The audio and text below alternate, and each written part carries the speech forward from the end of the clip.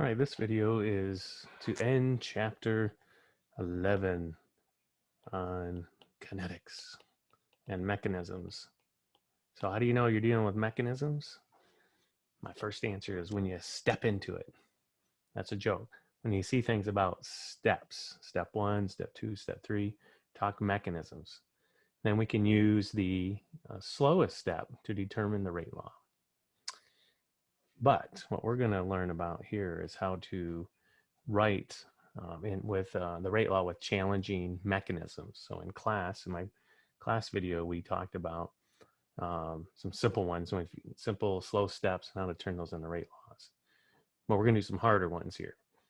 And what we need in order to do and tackle some of these hard ones is this idea that the rate law in the forward direction is equal to rate law in reverse. And this is true when you're dealing with equilibrium chemical reactions. Well, how do I know if I'm dealing with an equilibrium? You will see an equilibrium arrow. It'll point to the left, point to the right. This is equilibrium. And this is going to be a key to solving some of our problems when we see that reactions go forward and they go reverse. They always do. And it's going to be the subject of chapters 12 through the rest of the year. And so we want to get comfortable with that. There's some laws. But one of the key thoughts in an equilibrium is at some point in chemical reactions, the forward reaction rate will eventually equal the reverse reaction rate. So they're going to start pulling and tugging. I kind of like to think of it as a little tug of war. That these guys are, think of a tug of war.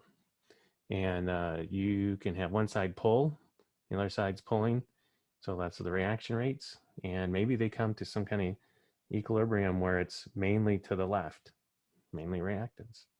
Or maybe these reaction rates come to some kind of equilibrium when there's half products and half reactants. So there's lots of ways where these equilibriums can end up, but at some point the rate forward and rate reverse are equal. We'll get into that equilibrium stuff in chapter 12.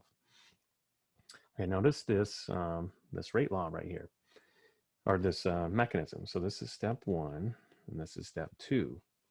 And step 2 is our slow step.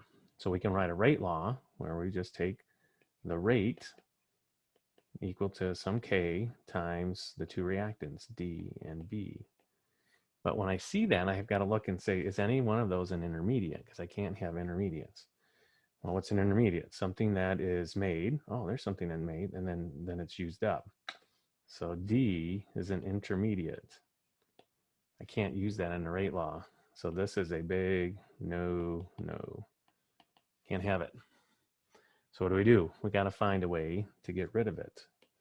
So I've written all this stuff down in my slides, but I wanted to go slow through it with you guys. So you write a rate law. Now I have K1, but you can just call it K. I do a whole analysis with the rate constants, but it's not needed at this time. All right, so identify the intermediates. D is an intermediate out of a catalyst where something is used up, or it's a reactant, and then it's made. No, there's no catalyst in this one. There doesn't have to be. There doesn't have to be intermediates, but there is in this one. All right, so no intermediates in the rate law. What are we going to do? Catalysts are okay. So this rate law is wrong. If you were to write it down, you'd say, but I took the slow step and I made a rate law from it. That's what you taught us to do. Yes, but you run into problems if you have an intermediate. It's something that gets made and destroyed. It's there for femtoseconds, nanoseconds. That's hard to measure. We need something we can measure, which is typically a reactant. Sometimes it can be a product. Those things we can measure. So what do? We need a way to get rid of D. The way to get rid of D is the fast equilibrium step. So we know these are coming, they're happening, there'll be an equilibrium in there. So how do we get it? We think about the rate forward equal to the rate reverse. Or better put, the rate law forward is equal to the rate law in reverse. F for forward, R for reverse. That's going to allow us to create an equation where we can equate two things and then replace D.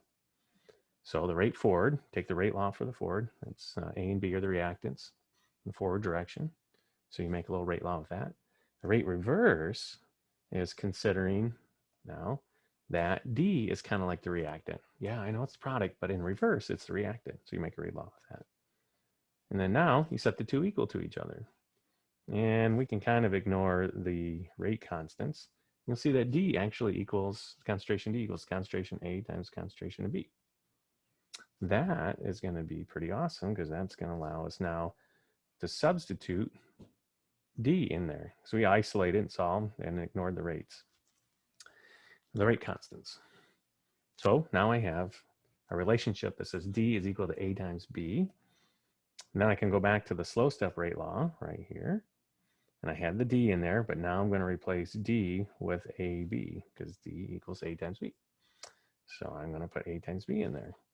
And then overall, I get rate equals K times A times B times B, or rate equals K times A times B squared. There we go. I have a new rate law. It's in reactants A and B. Those are my reactants for my overall reaction, so that's fine. And I know it looks like it matches up with the stoichiometry, but I did not use the stoichiometry from the overall chemical reaction. I used that from an analysis of the steps, step 1 and step 2. It's long, it's challenging, but that's how you do it. If you want an additional challenge, take a look at this next one and see if you can come up with the rate law that I did. If you have questions, you can contact me about it. So I'm going to pop up the answers here. What's the overall equation? I add the two together. Intermediates cancel out, and any catalyst. We do it. So any catalyst, this one doesn't have a catalyst, but this is my intermediate, chlorine. And then what's the mechanism?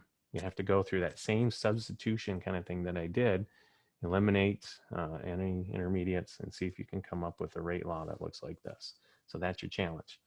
All right, hope that helps to clarify. It's kind of challenging, but work through the steps, through the mathematics, you make the substitution, and it will work.